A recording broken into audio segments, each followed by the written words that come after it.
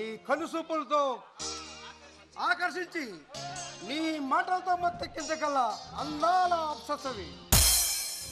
నిజంగా నిన్ను వర్ణించాలంటే మాటలు చాలవు. బాబుగారు, మీరు నన్ను మరీ పొగిడేస్తున్నాడయ్యా. నాకు రెక్కాడితే కానీ డొక్కారని బ్రతుకులయ్యా మావి. చేసిన అప్పులు తీర్చలేక మా నాన్నగారు ఆత్మహత్య చేసుకుంటే ఇంటికి పెద్దదాన్నైనా ఈ బరువు బాధ్యత అంతా నేను గుర్తించి నా ఇంట్లో వాళ్ళకి కనీసం ఒక్క పూటైనా కడుపు నింపొచ్చన్న స్వార్థంతో మీ దివాణంలో నేను పనికి కుదిరానయ్యా.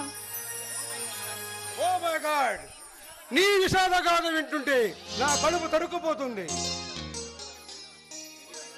ఇది ఎంత విచిత్రమైంది. కుటుంబానికి పెద్ద దిక్కును కోల్పోతే ఆ కుటుంబ పరిస్థితి ఎలా రోడ్డును పడుతుందో నాకు బాగా తెలుసు. ఈ రోజు నుంచి నీకే అవసరం వచ్చినా నీ మేలు కోరే ఒక మనిషి ఉన్నాడని మర్చిపోకు. ఆపదలో ఉన్న మనిషికి సాయం చేయకపోతే నేను చదువుకున్న చదువుకు అర్థం ఉండదు. నువ్వు ఏం చదువుకున్నావు? నీకు ఉద్యోగం ఇస్తాను. నేనేం చదువుకోలేదు బాబుగారు. అయినా మా అయ్యకి నన్ను చదివించేంత స్తోమత ఎక్కడ ఉంది చెప్పండి. మాకున్న ఎకరం పొలానికి ఇంకొక ఎకరం కౌలుకి తీసుకొని పొలం వేశాము. ఈ వర్షాల వల్ల ఉన్న పొలం మొత్తం పోగొట్టుకొని ఏం చేయలేని పరిస్థితిలో ఉన్నాము. అది కాక అప్పిచ్చిన వాళ్ళందరూ ఇంటికి వచ్చి నానా రచ్చ చేశారు. అది తట్టుకోలేక నా తండ్రి ఆత్మహత్య చేసుకున్నాడు.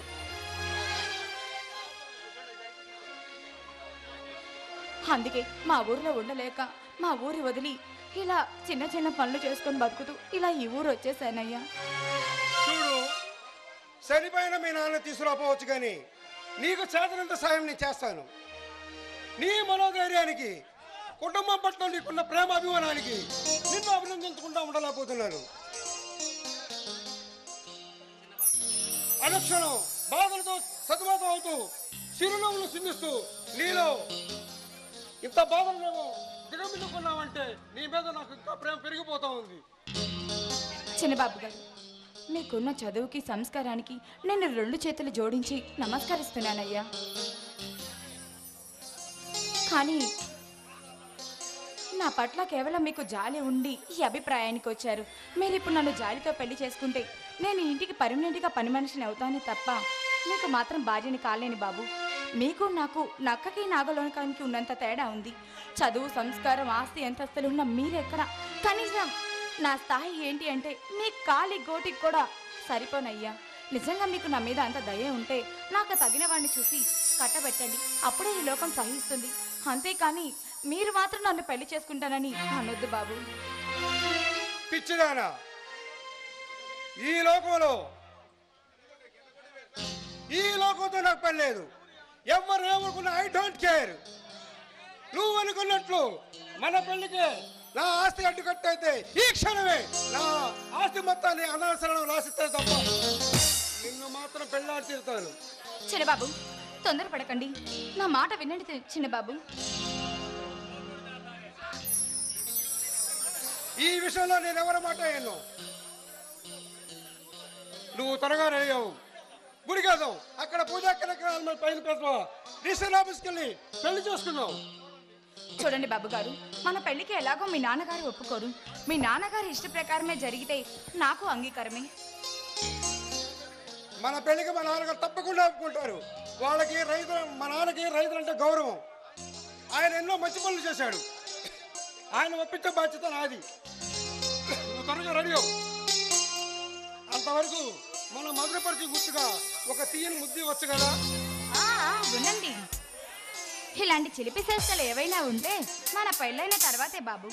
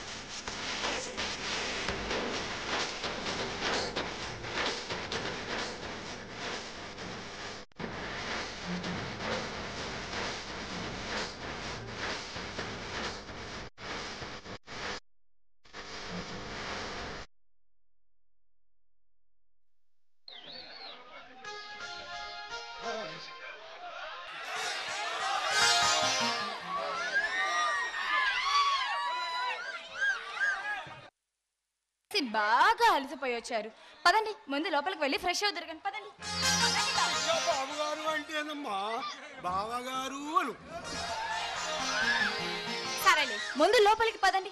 పదండి బాబు, పదండి పదండి.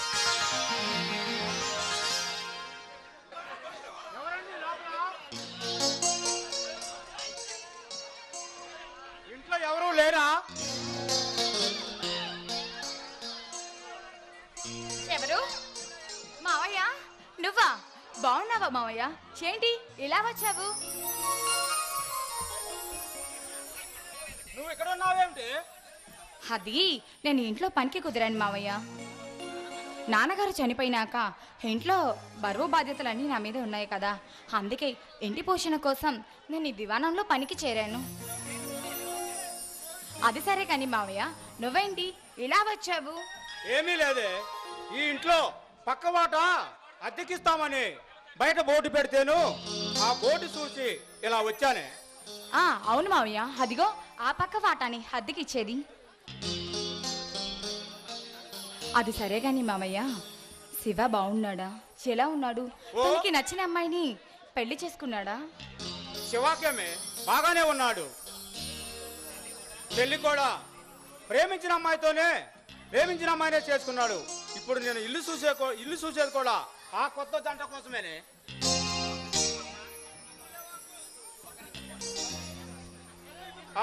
ఒక్క నిమిషం అమ్మా.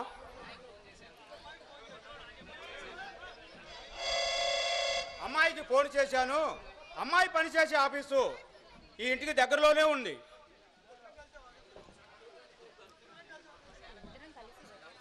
ఇద్దరం కలిసి ఒకేసారి చూస్తాంలే.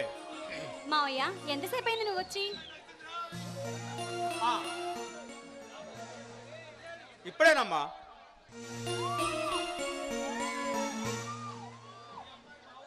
ఈ అమ్మాయిది మా ఊరే. ఇక్కడ ఈ ఇంట్లో పని చేస్తుంది. అన్ని పనుల్లోనూ నీకు చేదోడుగా వాదోడుగా ఉంటుంది. నమస్కారం అండి. నమస్కారం. మావయ్య, మీరు వచ్చి చాలాసేపు అవుతుంది అనుకుంటా. మా బాస్ వదలలేదు. చిన్న వర్క్ ఇచ్చాడు, అది పూర్తి చేసిన మళ్ళీ ఏదో వర్క్ ఇచ్చి అక్కడ ఆపేశాడు. మరేం పర్వాలేదులేమ్మా. ఇల్లు చూద్దాం పదండి. రండి.